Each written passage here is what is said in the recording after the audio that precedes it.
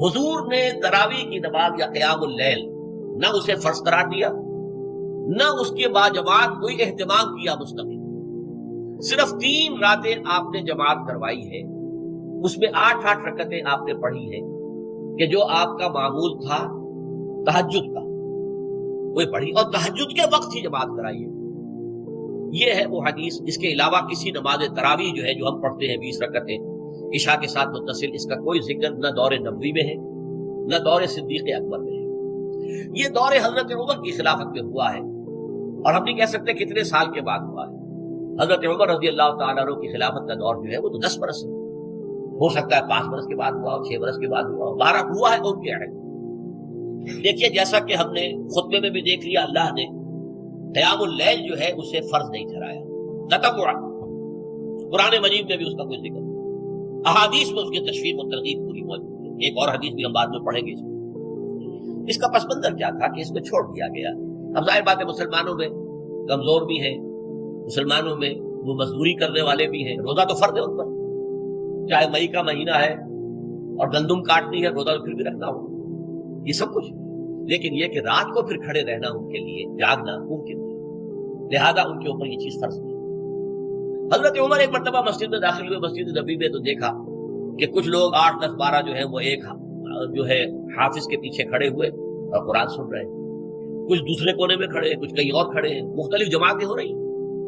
तो उन्होंने सोचा कि क्यों ना इन सबको एक इमाम के पीछे जमा कर दिया जाए, और इसके लिए लोगों की सहूलत के लिए ईशा के साथ मुत्तसिल कर दिया जाए, इसलिए कि तहज्जुद के वक्त उठना जो है वो तो हर कसो नाकस का काम नहीं है कि ईशा के बाद अगर थोड़ा सा इजाफी वक्त हो सिर्फ, तो ये हर शख्स कर लेगा, मजदूर भी कर लेगा। लिहाजा आपने ये निजाम तजवीज फरमाया कि ईशा के मुत्तसिलन बाद 20 रकअत नमाज पढ़ी जाए और एक इमाम के पीछे पढ़ी जाए। ये गोया कि इज्तिहाद है हजरत उमर रज़ी अल्लाह तआला अन्हु। इसको आपने खुद बिदअत भी करार दिया, लेकिन बिदअत हसना। बिदअत किस एतबार से? लुग़वी एतबार से, नई बात, इसलिए कि हुजूर के जमाने में नहीं थी, तो ये इस तरीके से एक नई बात। लेकिन ये बात क्योंकि बहुत अच्छी है, बहुत उम्दा है। आप जब ये निजाम चल पड़ा तो एक दिन मस्जिद में आए, देखा कि बड़ी भरी मस्जिद है, सहाबा खड़े हैं और एक इमाम के पीछे कुरान सुन रहे हैं। आपने फरमाया निअमल बिदअतु हाज़ी, ये जो हमने नई बात शुरू की है ये बहुत अच्छी है, बहुत उम्दा है। अब यहां से फर्क वाक़ई हो गया। एक तो अहले तशय्यो जो है वो तो वैसे ही हजरत उमर से बहुत दुश्मनी रखते हैं, इनाद रखते हैं, तो हजरत उमर के इज्तिहादात से उन्हें नफरत है, उन्हें दूरी है, चाहे वो कोई सा भी हजरत उमर का इज्तिहाद। हमारे यहाँ अहले हदीस हज़रात भी दर हकीकत हजरत उमर या किसी और खलीफा राशिद के फेल को वो समझते हैं कि ये एग्जेक्टिव ऑर्डर्स हैं, ये हमेशा के लिए नहीं। हजरत उमर ने अपने दौर में निजाम कायम किया, उनके दौर के लिए ठीक था, ये हमेशा के लिए नहीं। हमेशा के लिए वो 8 ही रकअत में कायल है, वो तहज्जुद वाले, लेकिन उसमें बहरहाल उन्होंने भी खुद ये इजाफा किया है कि वो 8 रकअतें वो ईशा के साथ मुत्तसिल पढ़ते हैं, तहज्जुद के वक्त तो नहीं पढ़ते। और हुजूर ने तो सिर्फ 3 रोज जो है वो कराई थी जमात, वो लोग 30 दिन या 29 दिन पढ़ रहे हैं, तो इजाफा तो उन्होंने भी कर दिया, तो निजाम में तब्दीली तो हो गई।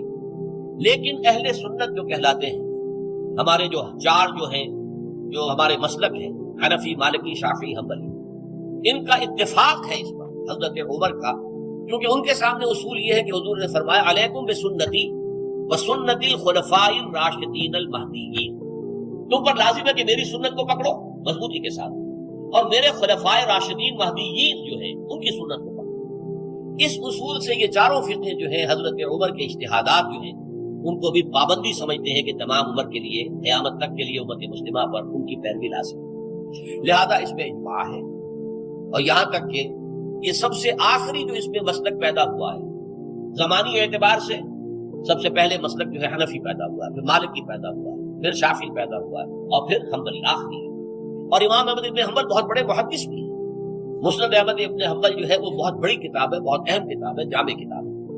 तो उनके यहाँ भी 20 रकअतें हैं। चुनांचे हरमैन शरीफैन में, सऊदी अरब में, मक्के और मदीना मुनव्वरा में जो नमाज तरावी होती है उसकी 20 रकअतें हैं। लेकिन अहले हदीस हज़रात जो है वो उस 8 के ऊपर इत्तेफाक करते हैं। बहरहाल ये एक इख्तिलाफ है जो मैंने उसका पस मंजर बयान कर दिया। लेकिन इस 20 रकअत नमाज से अदा करने से, जो कि ज्यादा से ज्यादा 50 मिनट या 1 घंटा लगता है, इससे वो क़यामुल लैल का हक अदा नहीं होता।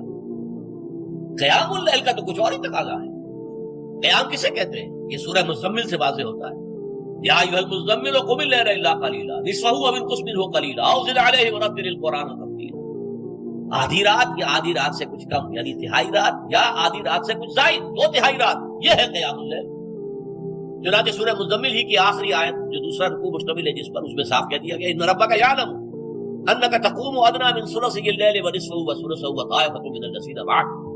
اے اللہ کے نبی، اللہ خوب واقف ہے کہ آپ بھی اور آپ کے ساتھ ایک جماعت بھی رات کو کھڑی رہتی ہے، 2/3 رات یا آدھی رات یا 1/3 رات۔ یہ سارا معاملہ جو ہے قیام اللیل کا، گویا کہ کم سے کم 1/3 رات پر اس کا اطلاق ہو سکے گا، یہ نہیں کہ 1 گھنٹے۔ اور کس کے ضمن میں دیکھیے حدیث پڑھیے، تیسری حدیث ہے عن عبداللہ ابن عمرو بن العاص رضی اللہ تعالی عنہ۔ یہ وہی عبداللہ ابن عمرو ہے جن کی میں نے آپ کو حدیث پہلے سنائی ہے۔ یہ ساری رات کھڑے رہتے تھے، پوری رات، اور ہر روز روزہ رکھتے تھے، جس پر حضور نے منع کیا، لا تفعل، مت کرو ایسا۔ رضی اللہ عنہما، یہ خود بھی صحابی ہیں اور ان کے والد عمرو بن العاص بھی صحابی ہیں۔ ان رسول اللہ صلی اللہ علیہ وسلم قال، کہ اللہ کے رسول صلی اللہ علیہ وسلم نے فرمایا، الصیام والقرآن یشفعان للعبد، روزہ اور قرآن بندے کے حق میں شفاعت کریں گے۔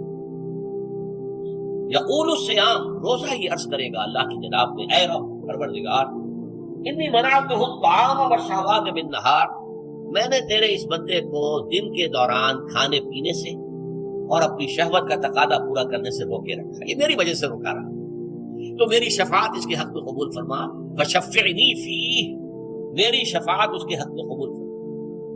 وَيَقُولُ القرآن، قرآن کیا کہے گا، منعتہ النوم باللیل، میں نے اسے رات کے وقت سونے سے، نیند سے روکے رکھا، فشفعنی فیہ، تو اس کے حق میں میری شفاعت قبول فرما۔ حضور فرماتے ہیں فیشفعان، ان دونوں کی شفاعت قبول کی جائے گی۔ یہ ہے قیام اللیل۔